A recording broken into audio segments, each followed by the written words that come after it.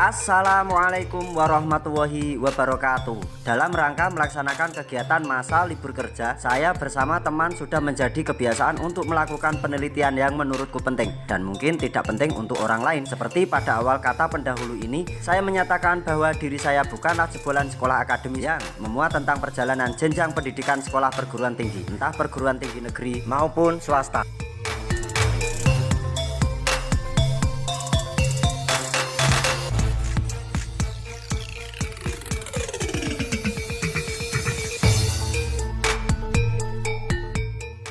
Baran Kauman, Kecamatan Ambarawa, Kabupaten Semarang.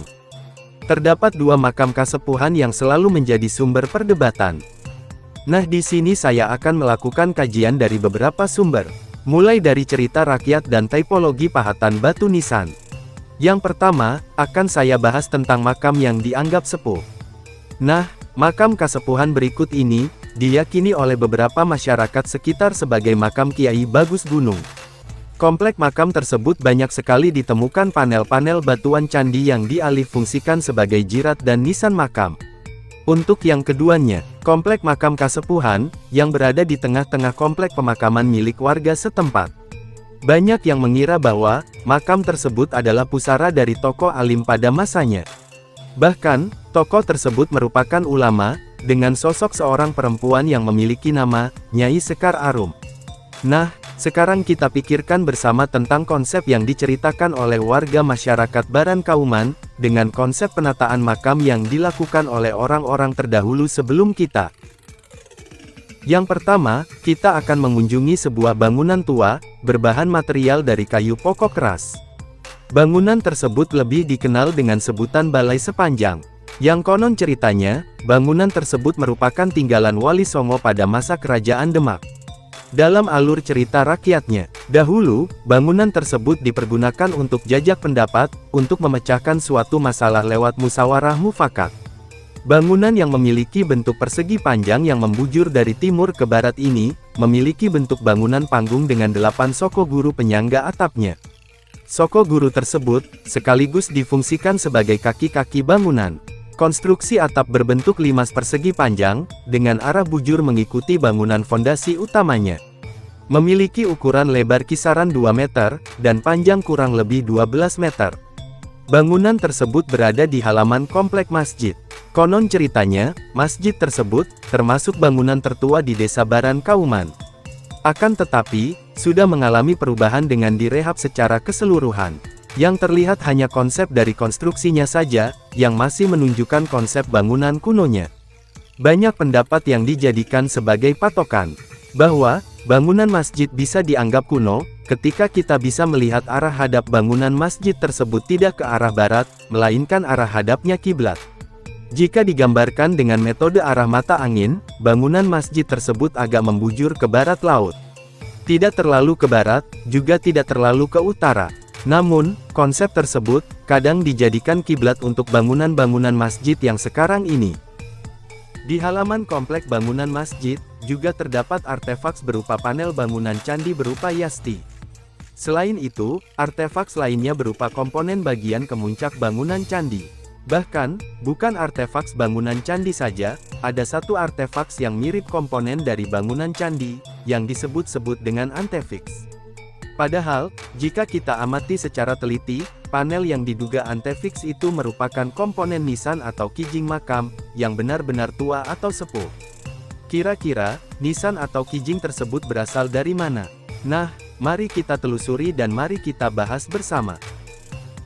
Menurut saya pribadi, Desa Baran Kauman merupakan wilayah yang sangat istimewa.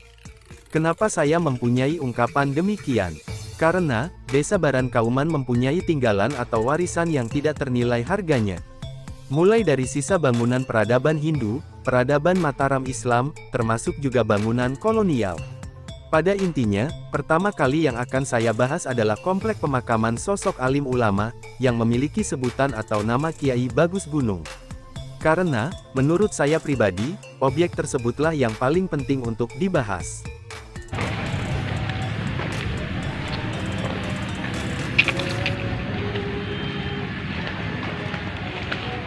Assalamualaikum Bapak. Bapak, assalamualaikum. Waalaikumsalam. Dari mana, Mas? Dari tadi, Bapak. Oh.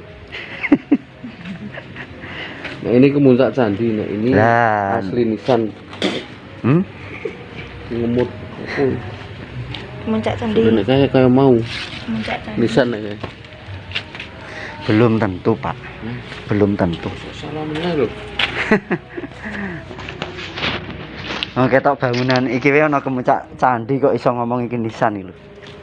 Dan sing model kayak mau. Lah nek iki ketemuane asli kene kok. Urung mesti nek saka kono. Ya ndak mungkin. Batu-batuan candi iki, Mas. Batu candi kabeh. Tunggal-tunggale no dia seneng ngisor kene kae ya. Sing kecepet barang kayak gini dia ora ngerti kok. Ya berarti melu kebangun iki. Bangun ora diangkat malah.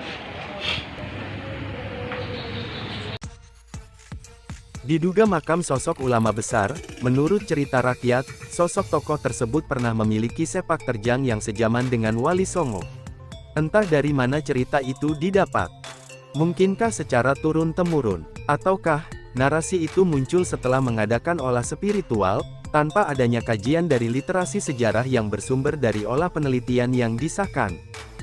Makam yang diduga Kiai Bagus Gunung, berada di sisi barat laut bangunan Masjid Kauman, sedangkan untuk makam kasepuhan Nyai Sekar Arum berada tepat di sisi timur bangunan masjid.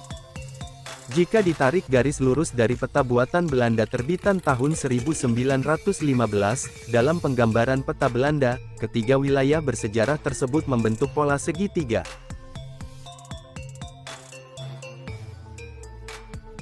Yang diduga makam Kiai Bagus Gunung, dibangun menggunakan material bangunan candi. Dalam arti, bangunan jirat makam dan pahatan batu nisannya menggunakan komponen-komponen bekas bangunan candi. Bahkan, ada beberapa makam yang berada di luar cungkup bangunan makam, terdapat 6 pusara yang tertata secara berjajar dari timur ke barat. Kira-kira benarkah cerita rakyat yang memberikan keterangan bahwa makam tersebut adalah makam ulama yang diagungkan, yang disebut memiliki gelar dan nama Kiai Bagus Gunung? Di depan cungkup makam Kiai Bagus Gunung, lebih tepatnya berada di halaman depan cungkup, terdapat 6 pusara yang disebut-sebut sebagai murid dari Kiai Bagus Gunung. Untuk nama dari ke-6 pusara tersebut saya pribadi belum mengetahui asal-usulnya. Mempunyai peranan sepak terjang di bidang apa, dan memiliki sumbangsih dalam bentuk apa. Pada tahun 2018, saat awal kedatangan saya ke lokasi ini, bersama beberapa rekan dari komunitas sejarah Dewa Siwa. Kondisi makam saat itu, tidak seperti gambaran dalam video ini. Pada tahun itu, saya pribadi melihat kondisi komplek makam tersebut, banyak sekali ditemukan panel-panel bangunan candi. Di antaranya yang sudah saya sebutkan dalam narasi di depan.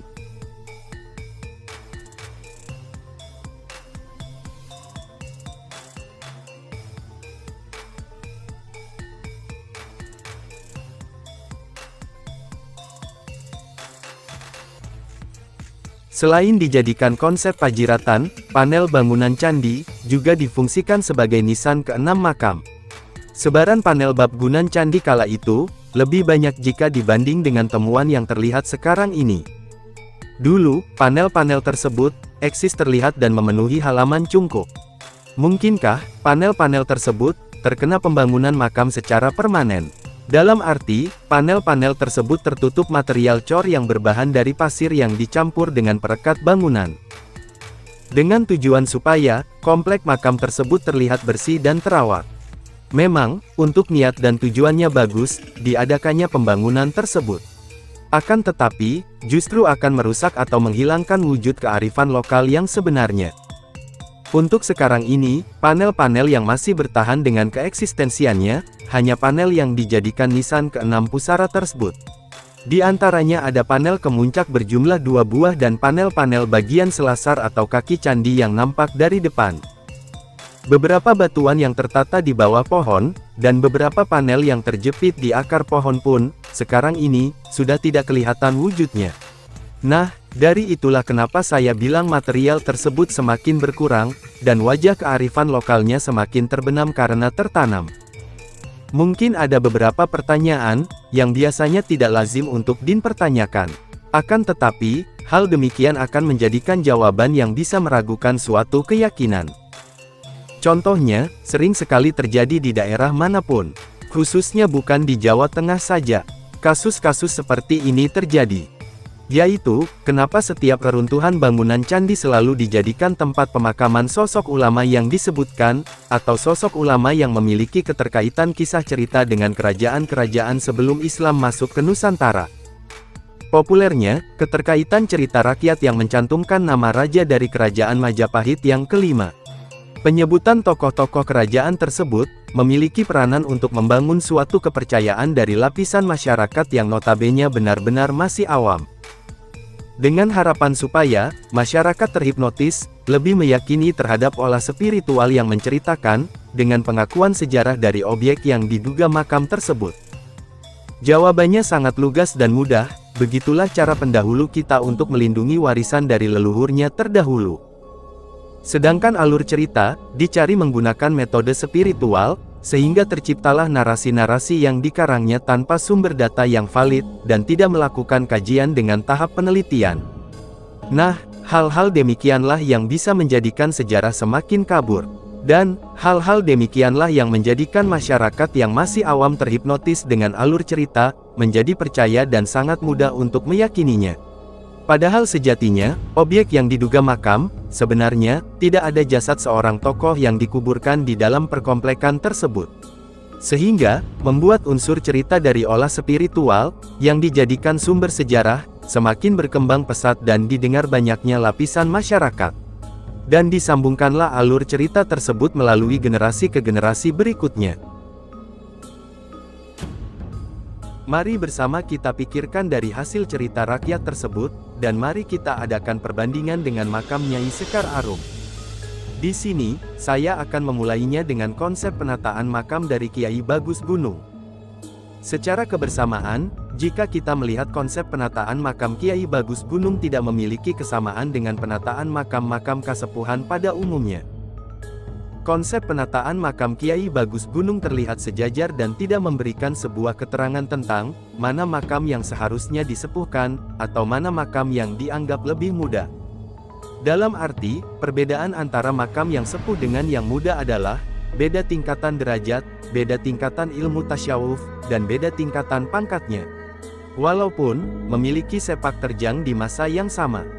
Jika memang benar penataan makam masih mengikuti tata cara adab kerajaan, walaupun dengan kontur tanah yang datar dan lapang, seharusnya makam Kiai Bagus Gunung posisinya terletak di tengah-tengah antara keenam makam yang berada di halaman cungkup.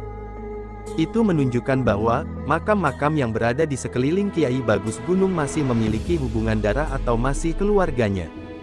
Mengingat dan memberikan keterangan tentang konsep sudah menunjukkan bahwa tokoh Kiai Bagus Gunung memang dianggap paling sepuh secara keseluruhan, dan benar-benar tokoh yang dituakan. Untuk alasan yang berikutnya, jikalau kontur tanah memang datar dan lapang, setidaknya, makam Kiai Bagus Gunung berada di ujung paling utara sendiri. Terkecuali, jika posisi makam Kiai Bagus Gunung yang sekarang ini di dalam kontur tanah paling tinggi, itu beda bahasannya. Konsep pemakaman beliau sudah benar menurut tingkatan spiritualnya. Dan, makam-makam yang lebih muda dari tingkatan ilmu spiritualnya, seyogyanya, makam-makam tersebut memang harus di bawah makam tokoh yang dituakan. Dari keterangan yang saya kumpulkan dari berbagai sumber, lewat cerita rakyat, lewat kajian ilmiah saya pribadi, lalu saya uraikan. Benarkah, komplek makam tersebut masuk dalam kategori komplek makam kasepuhan? Dan kira-kira, adakah tokoh pembesar sekelas ulama, yang disebut Kiai Bagus Gunung, makamnya di wilayah tersebut?